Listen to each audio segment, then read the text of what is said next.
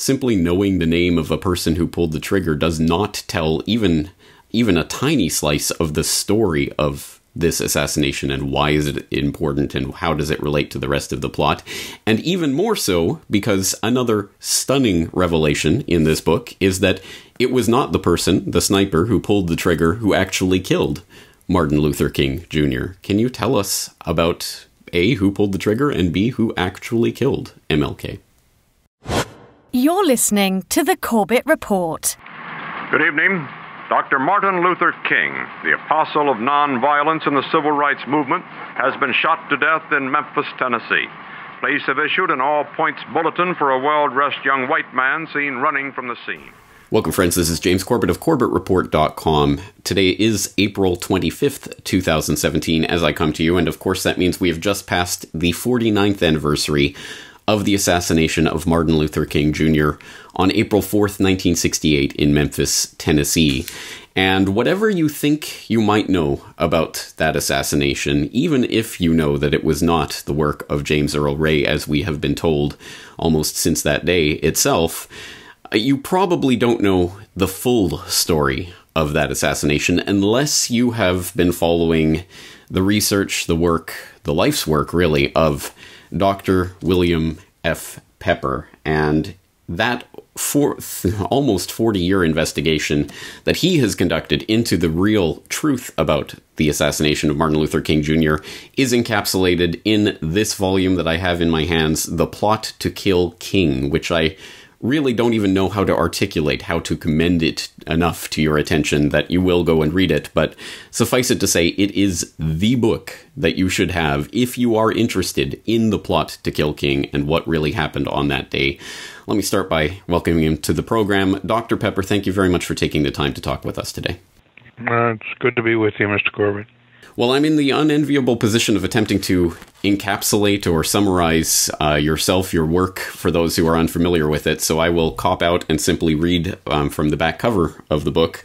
Dr. William F. Pepper, Esquire, is a human rights lawyer most known for his defense of James Earl Ray in the trial for the murder of Martin Luther King Jr., and of Sirhan Sirhan in the trial for the murder of Senator Robert Kennedy. Pepper is the author of An Act of State and Orders to Kill, and he has been active in government cases, including the 9/11 Truth Movement, and in attempts to charge George W. Bush with war crimes. He was appointed as a barrister of the United Kingdom, but now primarily resides in New York City. And as I say, the book is The Plot to Kill King. I think we should start today probably by outlining your own interest in this case, because of course this is not simply a hobby horse for you, this is something that you have a personal relationship to. Tell us about your own relationship with Dr. King. Well, I only knew Martin King the last year of his life. I met him when I returned from Vietnam. I was a accredited journalist, independent journalist in Vietnam, and met him subsequent to writing an article for Ramparts magazine, which was called The Children of Vietnam. Martin King was a subscriber to Ramparts, and he got that January 1st, 1967 copy of the magazine, which had that article in it, when he was going through his mail at the airport in Atlanta on his way to holiday in the Caribbean. And Bernard Lee, his bodyguard, said that, when he just scanned through it very quickly, he was taken aback by the photographs. I took numerous photographs of war-injured children, and he pushed away his food at one point, Bernard said, and said he could never enjoy a meal again so long as this war continued. And then he asked to meet with me, and I opened my files to him. We went from a sermon he gave at chapel at Brown University in Providence, Rhode Island. We rode together up to Open Vietnam Summer in Cambridge at Harvard. And when he saw the entirety of the Vietnam atrocities and the crimes that his government was committing in that country against that ancient people, he openly wept. So that was how we met, and he said, "Please, stay with me, work with me on this. I'm going to come out against this war, obviously." And this was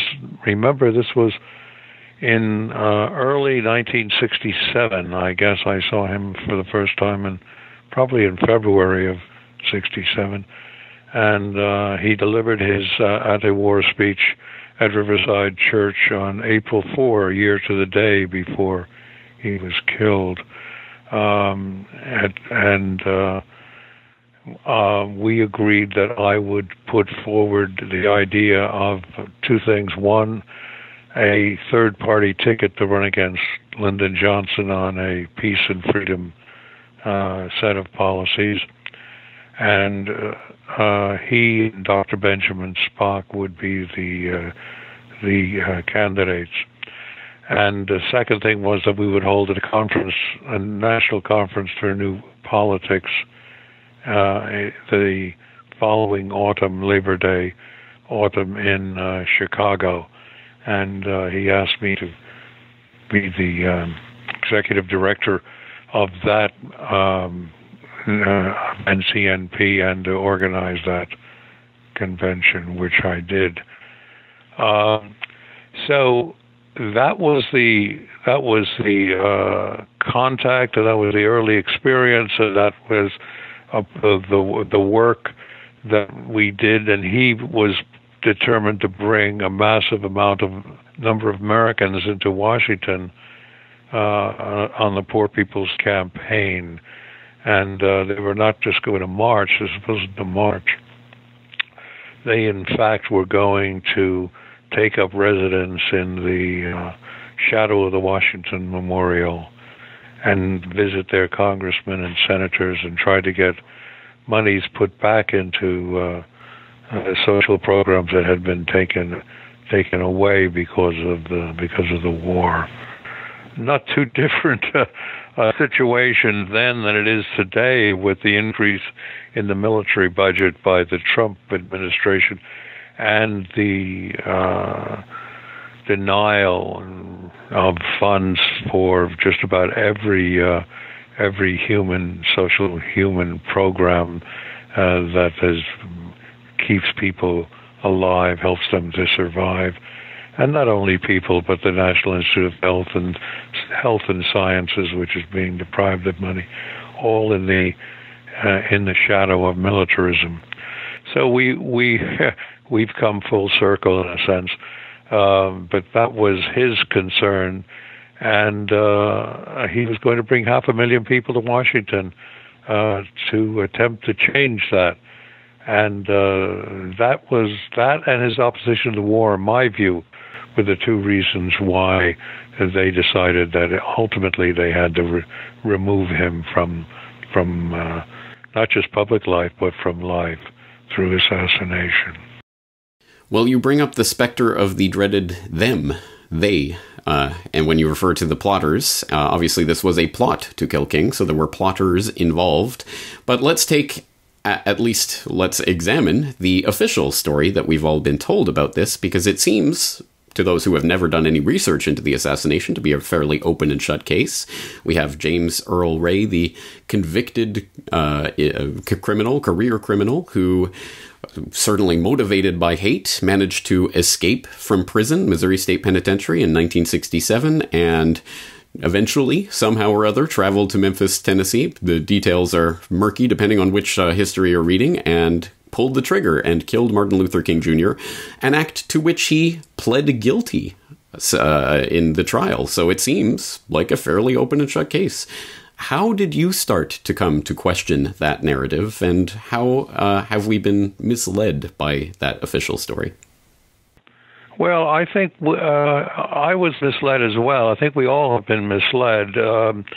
When Martin was killed, and the search went on for the alleged assassin, James Earl Ray, I thought they were after the right guy. I never did any research initially. I thought that the case was basically over, and then when they caught him and he switched lawyers, he had Haynes' father and son as his lawyers first, but then he switched them, and he brought on Percy Foreman, well-known and politically connected criminal lawyer. But I thought that as I said, that was the end of it. And then 9 years later, in 1977, in a conversation with Ralph Abernathy, he said, "Look, why don't you come with me up to the prison? We'll arrange for an interview with James Earl Ray, and I'd like you to interrogate him in front of me about his guilt and his crime and the killing of my friend." And I said to him, I said, "Ralph, what are you talking about? Don't they have the right guy? You have some questions that possibly Ray is innocent of this crime." He said, "I don't know, but I'd like to hear him answer thorough questions from the beginning to end about his involvement and see where it goes." Well, I said, "Well, okay, I'm willing to do that, but I'll need considerable time to prepare because I have not done any research on the case at all." This is 77, I guess it was late 77. 1978, I guess August, we finally went to the prison, to Brushy Mountain Penitentiary. And I spent 5 hours interrogating James Earl Ray and putting him through a very stressful ordeal. And present at that meeting was, of course, James's lawyer at the time was Mark Lane, Reverend James Lawson, who was Martin King's best friend and confidant in Memphis, Tennessee. I brought a psychiatrist from Cambridge, from Harvard, who was a body language focused professional. And his instructions were simply to sit back and watch the body movements of Ray as I put him through this very stressful ordeal. We came away from that meeting having no doubt that he was not the shooter who killed Martin King. What we didn't know, of course, was what role he might have played, and how he could have actually been knowingly involved in the case. But he raised enough questions, at least in my mind, and I think in the minds of the others, that caused me quietly to start to go into Memphis. Again, privately and quietly, and in an effort to try to find the answers to some of what I saw were conflicts with the official story of his crime, and of course he denied vigorously that he had shot Martin Luther King. He indicated that the only reason he pled guilty was because he was under enormous pressure from his then lawyer, Percy Foreman, who insisted they would execute him if he didn't cop a plea and take a sentence of 99 years. But he said the main reason that he pled was that Percy said to him he was not in good health and could not give him a good defense. And instead, Percy said to him, "You plead guilty, and then you can attempt to withdraw your plea and get a new lawyer and seek a trial. And then beyond that, Percy said, and I will give $500 to your brother Jerry to pay a retainer fee for that new lawyer when you're ready to do it. An extraordinary event in that Percy also wrote this. He wrote a letter. He wrote the letter making this commitment to James, and all of these factors caused Ray to agree to plead guilty, which he did. Meanwhile, I began in '78 to start conduct an investigation, which, as you say, has gone on for 40 years. And we have, I think at this point, got the truth and have basically solved the case. And just not to leave anyone hanging, we should make it clear that your investigation has shown that Ray really was not a willing, knowing participant in any of the events that were happening in Memphis that day, at least not in regards to the assassination of Martin Luther King Jr. But it's one of those stories that I think, like the story of Lee Harvey Oswald, once what we are expected to believe about this person is really interrogated, it starts to fall apart of its own accord, not only, as I alluded to, with the question of the motivation for this supposed assassination, the assassination blamed on Ray, that is, or the money with which he was traveling internationally during his time as an escaped convict. But some really remarkable details that I didn't know until I read this book, including this one, which I'll read here. You said that after being profiled for use as a scapegoat, James Earl Ray's escape was arranged by the warden, who was paid $25,000 that was delivered from Hoover, J. Edgar Hoover, of the FBI, by Clyde Tolson, his second-in-command, and taken to the prison by their Dixie Mafia collaborator Russell Adkins Sr. Ray would never become aware of this high-level plot. That is absolutely mind-blowing information, that his escape from the penitentiary in 1967 was actually arranged by the FBI. Can you fill us in on the details of that? Yes, well, Hoover, some while earlier, had asked the Commissioner of Corrections for the state of Missouri, where James was incarcerated, to come up with a prisoner who was effectively docile, passive, someone who could be used for as a patsy in a killing of this sort, without disclosing, of course, who the victim was to be or anything of that sort. So they did profile him, and they did profile prisoners, and they came up with James. Now, James, it's important to understand, was always he was a non-violent character. His incarceration was for more or less for petty crimes. And he had no facility with a weapon at all. I think he fired a .22 when he was about 14 years old or something like that. But he had no experience with a weapon. When he was in the Army, he did take rifle training and was mediocre at best. But he had none of the tendencies toward violence. He also was he was not a racist, though he was characterized as being a racist.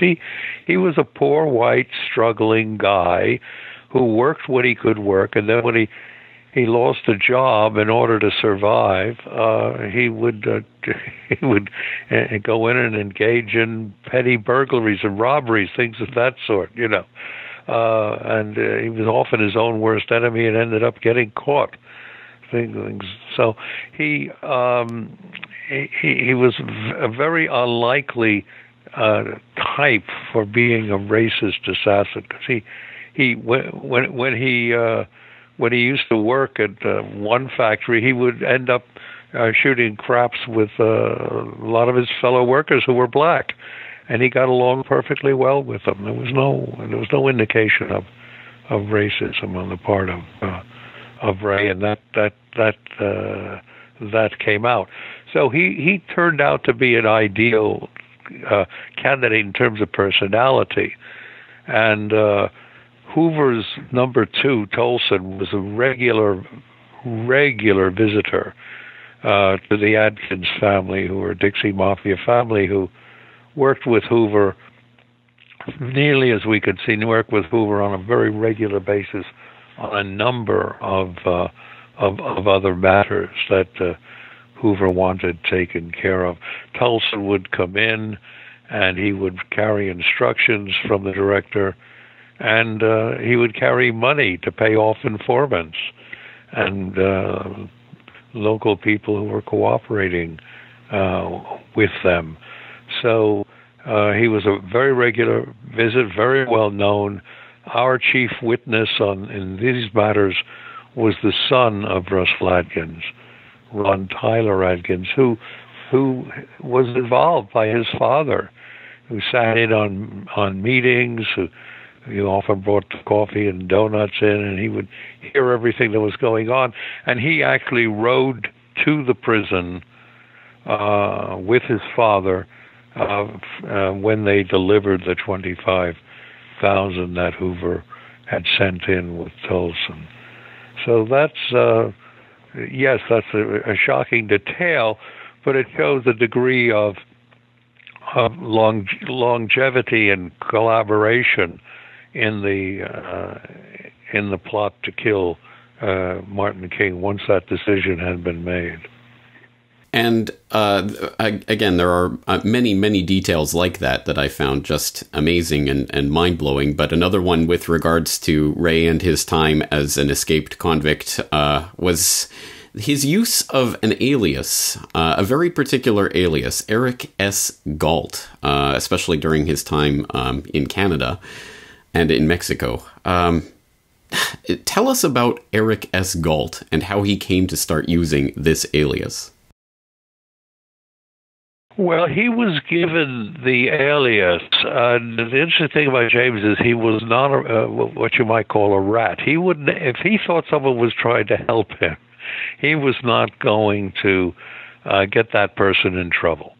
And that was the nature of James. He would never reveal who gave him the name of Eric S. Galt. Now, Eric Galt was a senior official at Union Carbide in Canada, and in charge of their warehouse and in charge of their military equipment and arranging for the shipping of that equipment to places like Israel. Union Carbide in Canada was used for that purpose. And Galt had security clearance. It was a very good alias for them to give James because he was an escaped convict. And as they had him out, moving him around and in preparation for his ultimate utility, if he ever got picked up, they'd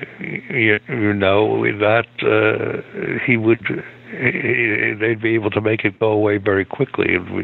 He had a protected alias in a sense with Eric Galt as his name. So that was another aspect of the planning that shows the detailed concern. And military intelligence, who worked very closely on this, and I'm sure on other matters, with the FBI and with Hoover, was responsible for selecting the particular identity and facilitating it. John Downey was the head of the 902nd Military Intelligence Group. That was the only MiG that was based in the capital area, and in fact, one of Downey's senior officers had visited Galt not long before this alias was given to James.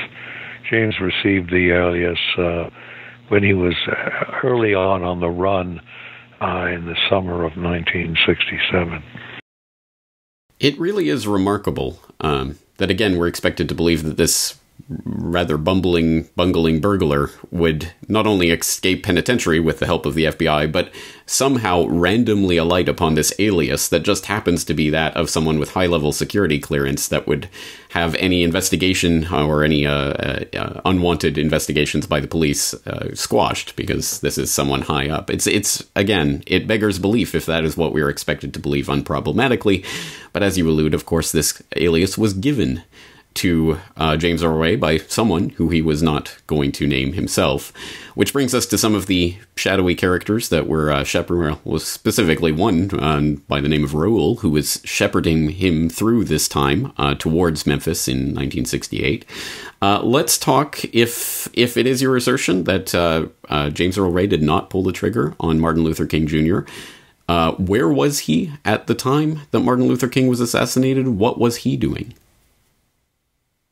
Well, actually, at the time of the assassination, he had left the rooming house area where Raoul had told him to take a room. He took a room and was instructed to leave his travel bag up in the room, and then to go away, because that room was actually used as sort of a sojourning place for the assassination team. So he went down to the car, the white Mustang that he had also been paid for by Raoul when he met him for the first time up in Canada. Raoul offered to get him a car if he would do some errands. They wanted to keep him on a string.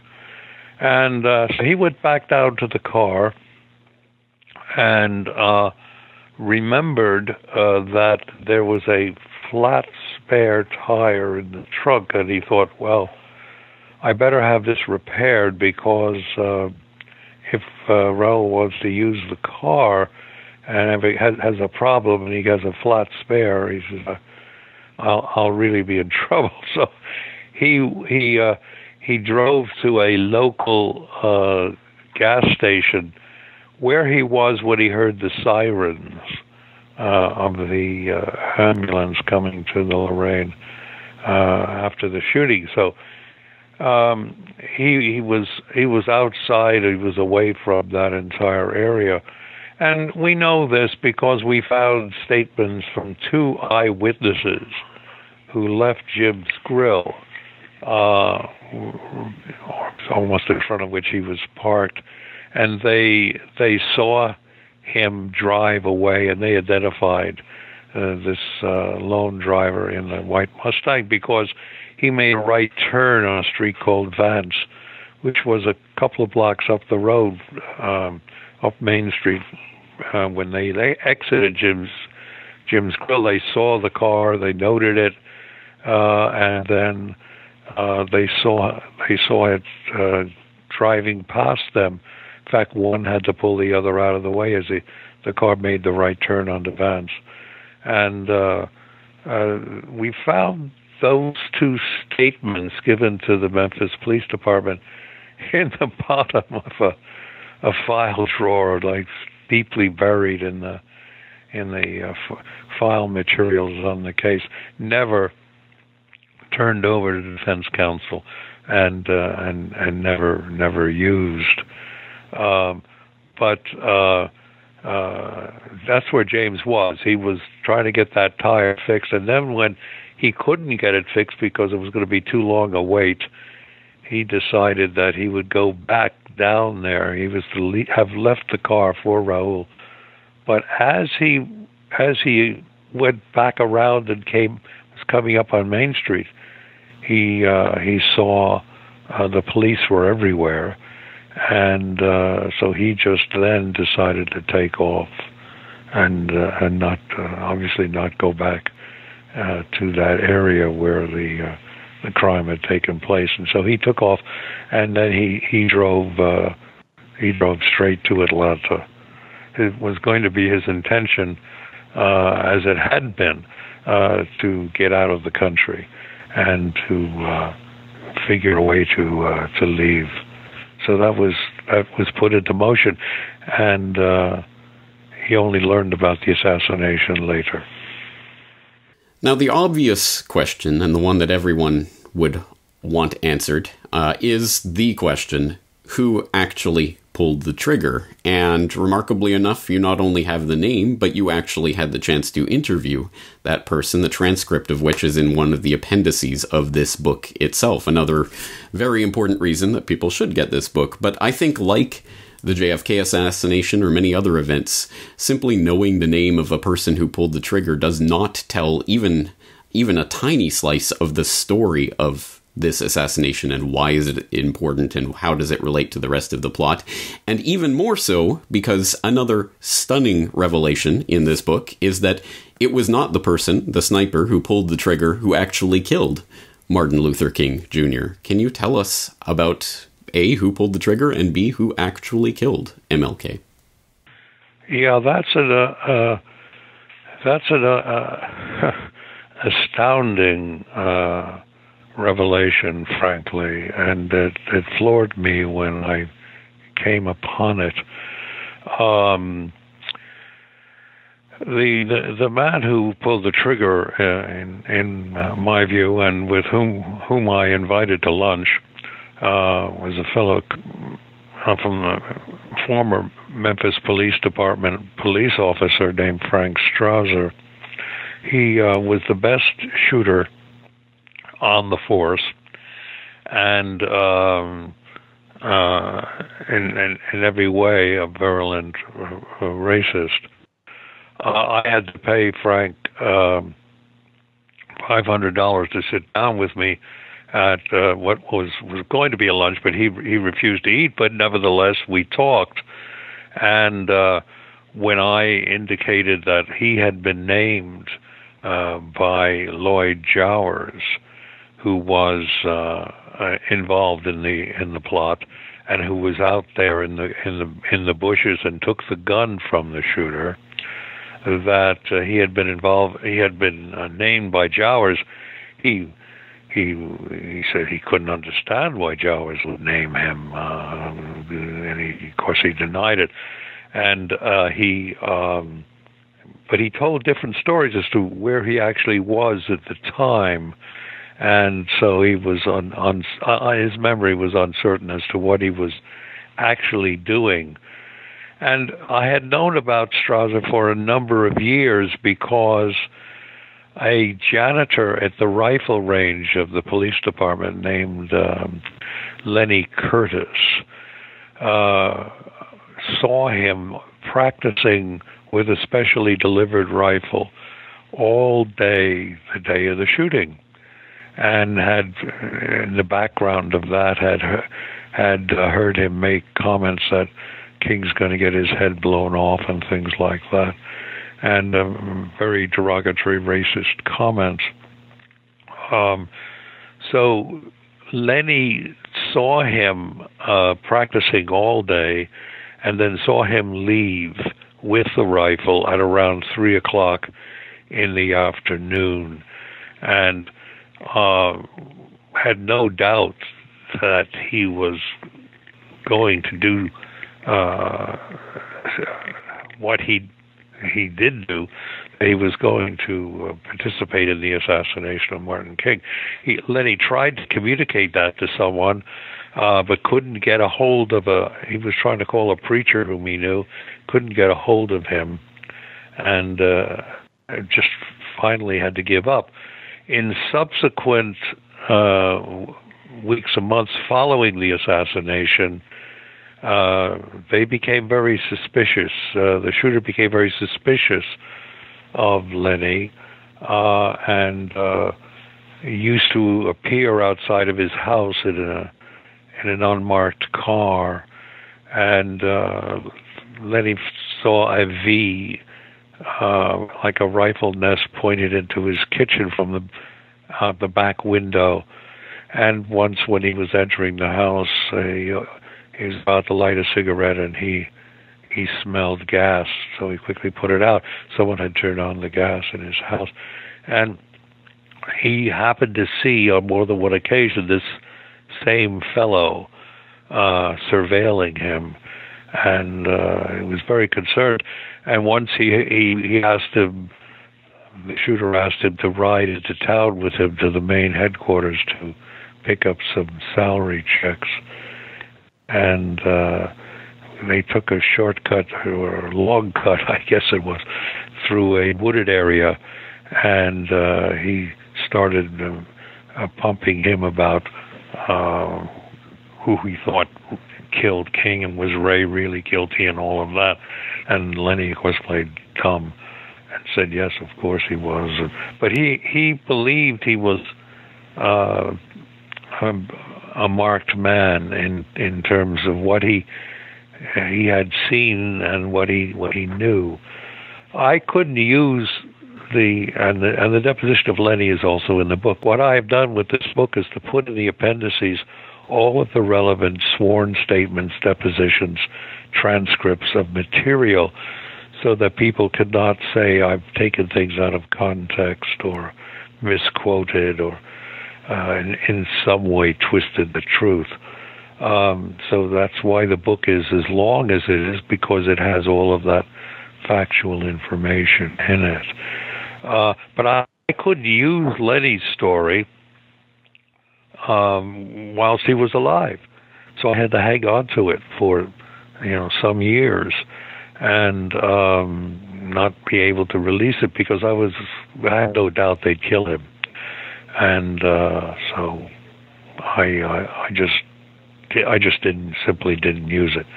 But that was the story of the actual shooter who went down the back stairs with his spotter, and the back stairs of the rooming house, out into the bushes, and met Lloyd Jowers, whose job it was to take the rifle inside through the back door, the kitchen door, break it down, and hold it on the wraps until it was picked up. And Jowers, of course, was seen doing this by his long-term girlfriend, who stood at the door as he rushed in with the still smoking rifle, and him as white as a sheet, and watched him as he broke it down in front of her. And she didn't tell that story for many years. Remember, this was 1968, and I guess I finally got that from her 92, 93, when I had developed a compatible relationship with her, with a lot of these people too. And finally, she kept quiet all those years because she thought Lloyd was actually the shooter. Well, he wasn't actually the shooter, but he played a role that when we confronted him on it, he admitted it and allowed us to make him a defendant in a civil trial that we ran in 1999, where we had 70 witnesses over a 30-day period, and I represented the King family in that trial. The King family had come to support my work as early as 95, 96, when the first book, Orders to Kill, came out. And so they were determined to go forward, and we went forward, and the trial took 59 minutes for the jury to find for the King family against Jowers and government agents who were involved in the assassination. Anyway, I went astray a little bit, but that was the story. The shooter was in the bushes in the back area. He had his spotter. His spotter was a captain, also an excellent shot, and a captain in the Memphis Police Department named Earl Clark. And after the shot, Clark went down over the wall and ran north on the intervening street, Mulberry Street, and was seen getting into a police car and taken away. the fellow who saw him get into that police car was a taxi driver who had just pulled into the Lorraine Motel where Martin was staying, and he was to pick someone up, and he saw this man come down over the wall, run up the street, and get in the car. That man was killed that night by one of the Dixie Mafia's henchmen, because he obviously had seen too much, and so they got him out of the way. The single shot was fired. It hit Martin in the head and the lower area of the face, and went down and actually nicked his spine and lodged in his back. Did not kill him. He was still alive, and he was taken to St. Joseph's Hospital and put into the emergency room, and he was being worked on in the emergency room. And that is where he was actually killed. What happened was, some weeks earlier, the head of neurosurgery at the hospital, chief surgeon named Dr. Breen Bland, who was, coincidentally or not, the family doctor of the Adkins family, the Dixie Mafia family. And he visited Russell Adkins Jr. Father had died by then, and Jr. was taking over the running of the assassination with Frank Holloman, who was the director of police and fire, and who had worked in Hoover's office for a number of years and was very trusted. Anyway, our witness, Rod Tyler Adkins, the boy, was then a teenager, was there when he heard Dr. Bland say, "Please make sure that if he's not killed instantly by the shot, then make sure they send him take him to St. Joseph's, so we can make sure that he doesn't leave there alive." Well, in fact, they were working on him in the emergency room, and Bland came into the room with two men in suits. And he said, I quote him directly in the book, he said, "Stop working on that nigger and let him die." And then he said, "Now get out of here, all of you." And he emptied the emergency room. And as she was going out, the surgical nurse, Shelby, heard them gathering saliva up in their mouths like that, and that caught her attention. She turned around, and she saw them then spit on the body, and she saw Bland take a pillow. The catheters had been removed. Take a pillow and put the pillow over Dr. King's head and face and suffocate him. And that is how he died. He was still alive. He might well have died ultimately from the bullet wound, but they were not going to take any chances. And that is how Martin King actually was taken from us. Just when you thought that the story of the assassination of Martin Luther King couldn't get any more horrific, it gets positively ghoulish. Just another one of the remarkable revelations in this book. Let's give people a sense of the scope of this operation, starting with the operational side of it rather than simply the cover-up side of it. How many people were on the ground that day? How many teams? Where were they located? What is the size of this plot? Well, there was, of course, the local Dixie Mafia operation that was coordinated by Russell Atkins Jr., Frank Holloman, the chief of police and fire, and orchestrated behind the scenes by Tolson on behalf of Hoover. So there was that FBI element that was there. There were 2 snipers and a spotter who were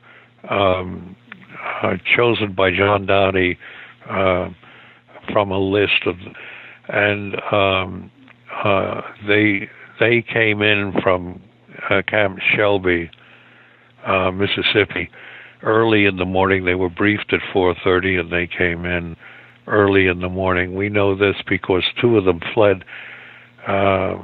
One sniper and spotter, and actually two snipers fled ultimately to Mexico because they were afraid there was a cleanup operation going on, and they just left. And I had contact with them through a former naval intelligence officer who had written a piece in the Memphis. He was a journalist. Subsequently, wrote a piece in the Memphis Commercial Appeal and mentioned the fact that there was an 8-man sniper unit in Memphis at the time of the assassination, and that caught my attention. And so I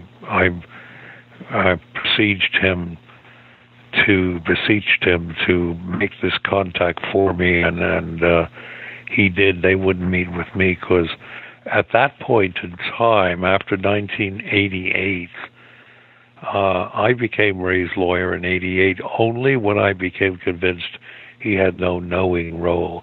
I would see him in prison many times between 78 and 88, and he kept asking me to represent him, but I said I wouldn't until I was sure he had no knowing role. I became convinced of that in 88, took his case to the local federal district court, to the Sixth Circuit Court of Appeals, and then to the Supreme Court. We, of course, were denied all the way.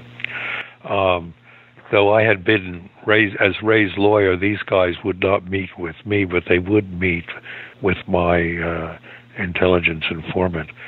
And they were there. They were in sniper positions with each sniper with a spotter, and they were shown the photographs of their victims at the 4:30 briefing at Camp Shelby. They were to hit 2 targets. One was Martin King, and the other was Andy Young. Strangely enough, that was a surprise too.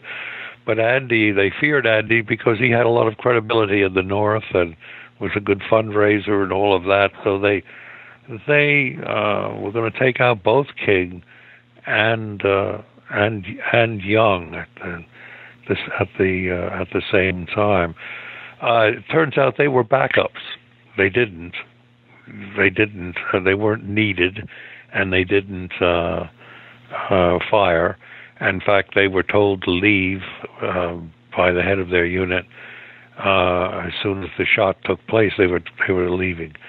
On top of the fire station, 2 photographers, psychological ops guys, also put in place by John Downey, were on top of the station, and they were photographing everything that was going on the balcony, in the parking lot, and then in the bushes themselves, where they actually photographed the shooter.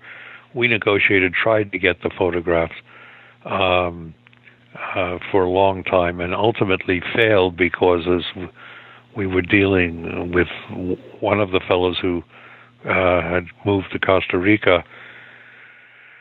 My colleague, my naval intelligence colleague, made a mistake and used his own name when he traveled into Atlanta for the meeting, and he was on the Corsa watch list, and the FBI followed him. And as he was talking to this guy, one of the agents took out of the passenger side of the car a large telephoto lens. When the PSYOPs photographer saw that, he panicked and he just fled. And we never had anything we couldn't deal with him ever again. They had both confirmed that the man, they saw the shooter lowering the rifle after the shot, and they had both confirmed that it was not James Earl Ray. Well, as you alluded to earlier, in 1999, you did win a civil trial against Lloyd Jowers, representing the King family, which is a remarkable story in and of itself, and we could talk about that alone for hours, but I think that just is an incredible achievement, and yet, still, as I say, the official story that most people hear and will be regurgitated every year on the anniversary is simply focusing on James Earl Ray. Tell us about the cover-up that has been ongoing about this murder and how high it extends.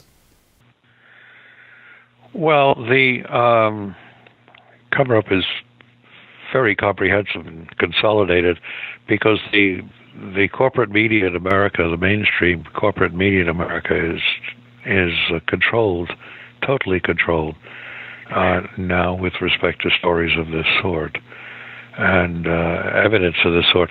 They're not protecting people who have died. That's not their main reason. The main reason is they're protecting institutions and government credibility and ongoing budgets and things like that. But they basically control all of the media in the United States with respect to these stories. Even the progressive media will not touch this as a rule. The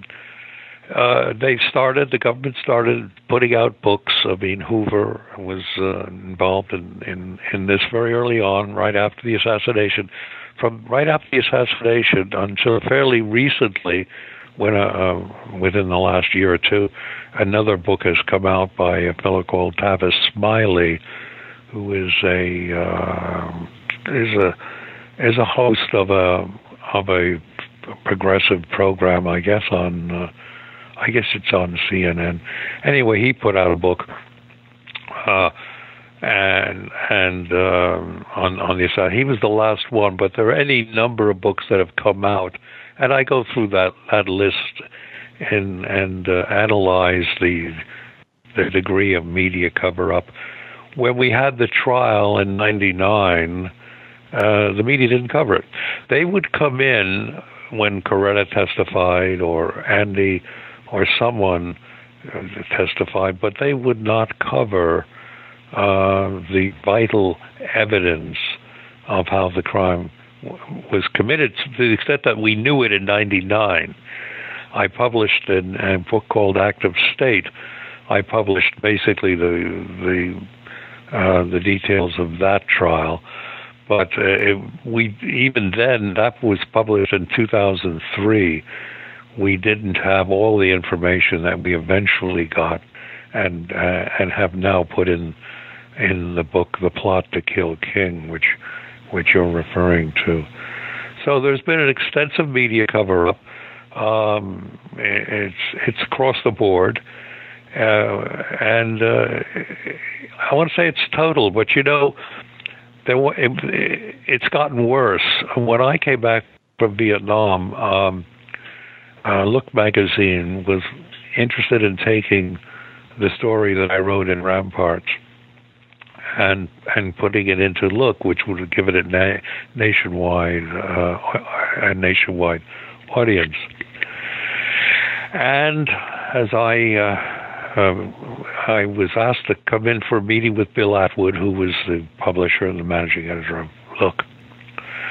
And as I walked into his office, he came to greet me and put out his hand. We shook hands, and he said, "Thank you for coming. And you may be interested in knowing that I had a visitor last week." And I said, "Well, who would that be then, Mr. Atwood?" And he said, "Averell Harriman flew in from Washington to see me." And I said, well, that's interesting. What did Governor Harriman want? Averell Harriman, of course, was governor of the United States, a long-term aspirant for the White House, I guess ambassador to Russia at one point in time, a real doyen of the Democratic Party organization. He said, well, Governor Harriman said to me, he brought me greetings from the president, who wanted to know how I was doing and wishing me well. And then he said, but the president had a favor to ask of me. And I said, oh, what would that? He said, Atwood said, I asked him what that would be then. He said, well, the president would be very grateful if you would never publish anything that Bill Pepper wrote.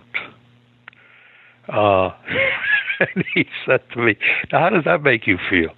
You're not 30 years old. The president of the United States is worried about my publishing something that you, as a young journalist, which I was at that time, as a young journalist,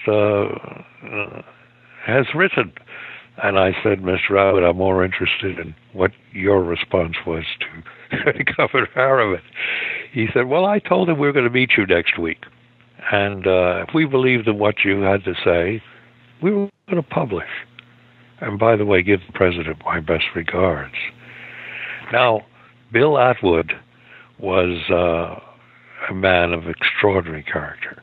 And he was the type of person you want to see in media, to be concerned about truth and all of that. And his likes are gone. Unfortunately, that article never appeared because the next week, Bill met with Jim Garrison, the district attorney of New Orleans, on the John Kennedy investigation, the John Kennedy assassination, and I met with Bill. It must have been 5-6 hours. I mean, we had a long meeting, but I think with Garrison he went on for longer, maybe 7 hours. I think they went to dinner even. He called, Atwood called Bobby Kennedy at 1 o'clock in the morning and said, Bobby, I'm shaking in my shoes because I've just had this long meeting with the district attorney of New Orleans. He's shaken me to such an extent he's convinced me that the CIA were the operatives who killed your brother. And the response from Bobby was, we know that, but I've got to get the White House in order to reopen this case. That was at around 1, after 1 a.m. At 4 a.m. that morning, Bill Atwood had a heart attack. And he left Look magazine never to return as a managing editor. Some years after he died, I spoke to his widow, and she was very gracious, and she said, look, Bill had a lot of respect for you and your work, but please just leave me out of this. Don't bring me in any way. I have to raise 2 children in this country. And of course I have respected her wishes up to the present time. So I detail the cover-up in excruciating detail, I suppose, in the plot to kill King, but it's not a good and happy story for freedom of the press and media in the United States. Orders to Kill was to originally have been published by HarperCollins. They actually won an auction to do it. And then when it came right down to it, I got a call from the president of the company. I was in London at the time. I had moved my first family to London in 1981 because of threats. And there was no way to raise a young family in that kind of environment, so I moved them, and they were raised at Cambridge in England. Anyway, the president of HarperCollins called me and asked me, he said, yes, we want to publish a book. We'll make you a millionaire. You'll be a wealthy man. You'll be well known. Story will be well told, but you have to take out 1 chapter. So what chapter would that be then? It's the chapter on the military. We cannot publish a book showing the government of the United States through its military having any involvement or at all in this case. It would be so damaging to our bottom line. You know, we have problems with the IRS and with the FCC, and it's not something we can do. So you can write another book about it another time, but this book, if you want us to publish, we can't do it. And so I reflected on that and then took the book to a smaller publisher so the whole story could be told, because I believed it's an integrated story and should be told that way, and nothing should be left out. The story of the cover-up, which you do detail in excruciating detail, as you put it in the book, is harrowing in so many ways. And I think that Bill Atwood story, which again you do relate in detail in the book itself, really does encapsulate that. And as you say, I mean, the Bill Atwoods of the world are few and far between in the media these days. Yeah. Luckily, we are having a not just national, but international conversation to an international audience of people all around the globe who are increasingly finding ways to get past these corporate media gatekeepers that have existed for, well, at least the last century of mass media communication. So that is something of a bright spot, but it does bring me towards the final question here, which relates to the fact that I myself, and I imagine a large proportion of the audience, were not even born when Martin Luther King Jr. was assassinated, or JFK, or RFK. And although these were obviously extremely important touchstone events that have helped to shape our modern world, they are now nearly half a century in the past, and myself, and I imagine many others in the audience, have been motivated to pursue these types of subjects based on more recent events, like those of September 11th, 2001. Given your nearly 40 years, or 40 years now, of investigation into the MLK case, what can that investigation and what has resulted or not resulted from it tell us? And how could you counsel those who are seeking the truth about the lies and obfuscation of September 11th? Well, I'm starting work on another book which deals with political assassinations in history, so that Americans in particular don't think that the assassinations that we suffered in the 60s, including the taking of the Prophet, which is what I believe Martin King was, and I think we're seeing the results of his prophecy now upon us, that they don't think that that the American experience is unique, because it's not. Throughout history, going back to the beginning of human society, political assassinations have occurred, and I'm attempting to look at about 50 of what might be 1,000 of these in human history in some detail, to show the fact that this is the ultimate way that a ruling class or ruling forces perpetuate their interests and their rule when they can't compromise, when they can't in some way co-opt or corrupt a meddlesome nuisance of a human being in their midst. They ultimately will resort to removing him. And that was a discussion that I know that Hoover had very often with H.L. Hunt, at that time, the wealthiest man in America, the oil man, because I got his assistant to reveal a great deal about Hunt's connection with Hoover. That's a very important thing to understand, that Hoover took the position quite consistently that King would have to be removed, whereas Hunt was trying to demean him and diminish him in some way or another. So I think false flag operations are prevalent today as they were before. Political assassinations, indeed, are as prevalent today as they have always been. We've been involved in these kinds of actions all over the globe on behalf of the ruling forces of this empire. And I don't see that changing without a storm. Without a storm that they are going to bring down upon themselves, and I think we're heading in that direction now, so that eventually once again the masses will have to assert themselves in asserting their power.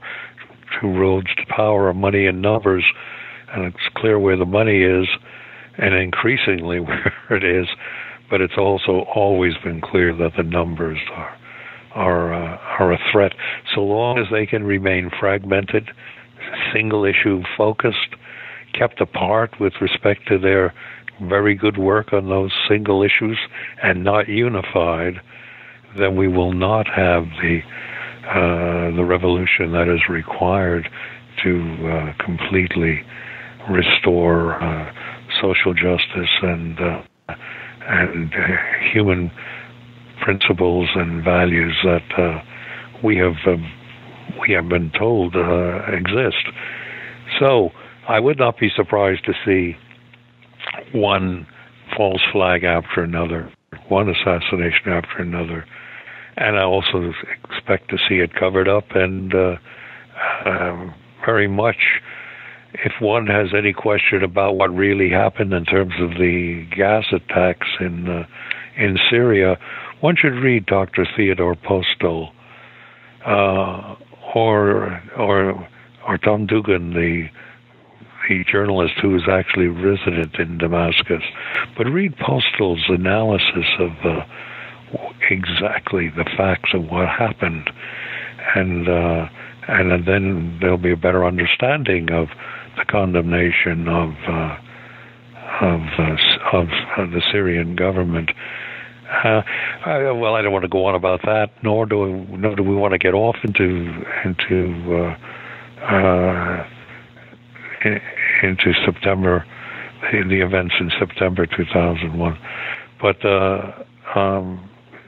we need an enemy. The empire needs an enemy. It needs an enemy to justify militarism and military support.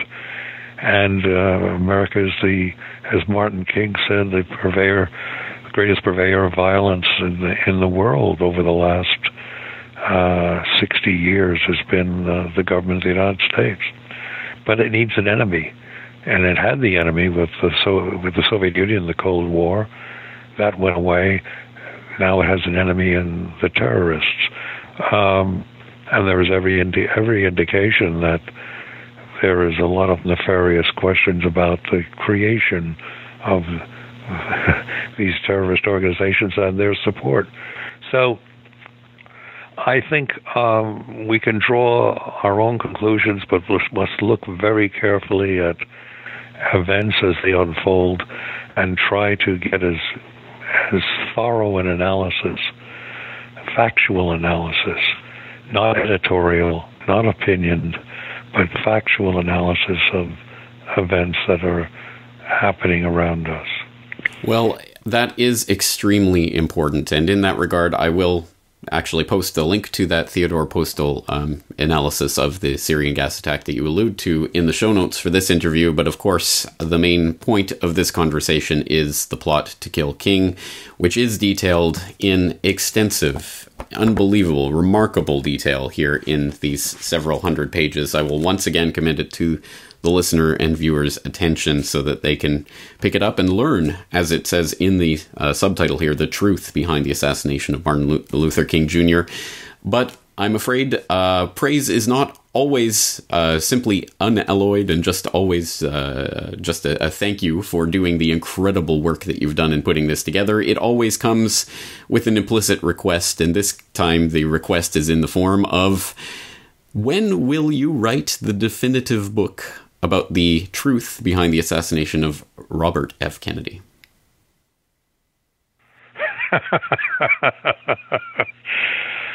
Well, I took that case on only beseeching of a member of his family and friends of his former lawyer who died, and have been trying to get a trial for Sirhan, and we have failed all the way through the Supreme Court, so I'm working on an international application now. I have to go through all the final legal steps to try to represent this man, this innocent patsy, and I have information. We have received information. We may get to that in due course. Well, I will simply have to wait, I suppose, for that. And in the meantime, we of course do have your work on the MLK assassination that is, as I say, extremely voluminous. Dr. Pepper, I know you are an extremely busy man. I very, very much appreciate you taking the time to talk with us today. Okay, you're welcome, Mr. Cover. Thank you for all you're doing, and please continue. And we look forward to hearing and reading about your own work, and I appreciate it. Thank you very much. Thank you. Now available from CorbettReport.com. The Data DVD Volume 4. Every podcast, interview, episode and article published on CorbettReport.com in 2011. All on 2 data DVDs. For details or to buy other Corbett Report DVDs, please go to CorbettReport.com/shop.